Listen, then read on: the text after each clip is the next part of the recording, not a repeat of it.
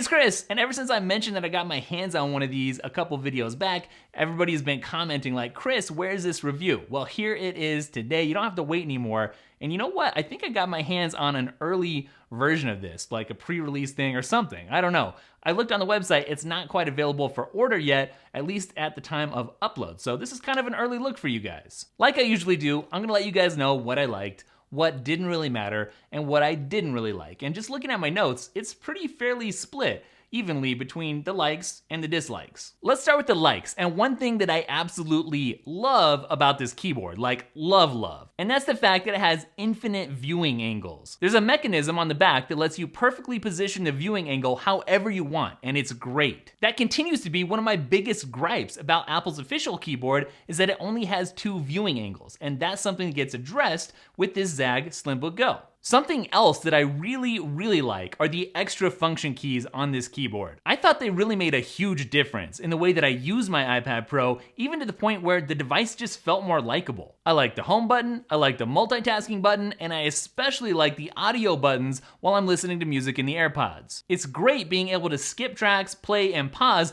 without having to get into the Apple Music app. Something else that's cool about this case is that you can store the Apple Pencil on the inside, which means you're less likely to lose it when you're traveling, or it's just less likely to come off in your bag or something. It's nice that the keyboard portion is detachable because you aren't stuck just using it on a desk. If you're using an elevated iPad stand, for instance, then this will still work for you. You can also pair this keyboard with 2 devices, which is kind of cool if you want to be able to type on your iPad Pro and then switch to your iPhone, and then easily toggle between the 2. I'm not 100% sure when or why or how a person would do that. I never found the need to do that, but you might. And the final thing that I'll mention here for the pluses is that it does seem very protective. I feel like your iPad Pro is going to be very safe in this case. At this point, let me just take a couple seconds and remind you that myslicedapple.com has a bunch of really great iPad Pro keyboards and accessories. And I'm gonna link to a couple of slices that we made just for this video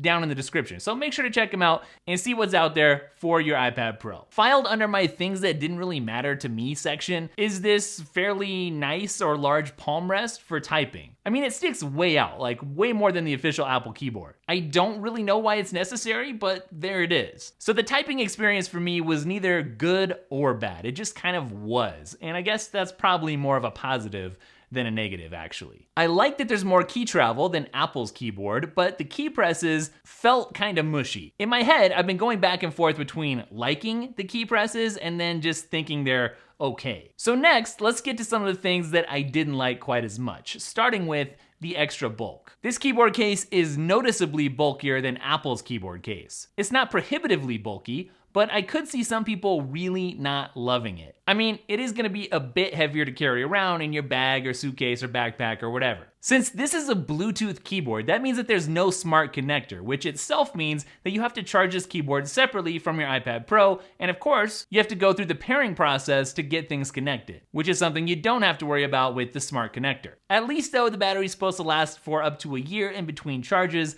so it really shouldn't be that much of a hassle, except for that one day every year when you're counting on it and you ran out of battery. One thing I don't love about Apple's official iPad Pro keyboard is that there's no backlight. Well, there's no backlight here either, which is too bad. But you do get an indicator light on the caps lock key and the power button, which is still at least some sort of an improvement. If one of the reasons you got the iPad Pro was to draw, this case may not be your best friend. And I'd say the same thing goes for note-taking too. Just the shape and that extra bulk that I was talking about isn't really super friendly to artists, in my opinion. So I'd really call this more of a typing and productivity accessory. And if that's your focus, then great. The magnets that hold the keyboard portion to the iPad case portion seem very weak, at least on the model that I got. So you really have to be careful if you're picking the whole thing up by the top that the bottom keyboard portion doesn't fall off. Just on the look side of things, like the design, I really don't like how many competing materials there are here. There's a plastic side, there's a textured side. I would rather that it was one or the other. And while we're at it, I don't love the look of the plastic stuff. The texture stuff is kind of cool. If it was all that, I think it would be 100% better. There's a little spot on the bottom left corner of the keyboard area where the material has begun to rip just a little. Now I kind of get the feeling that this particular product that was sent to me was like a test unit that had been used by several other people, maybe some other journalists before it made its way to me.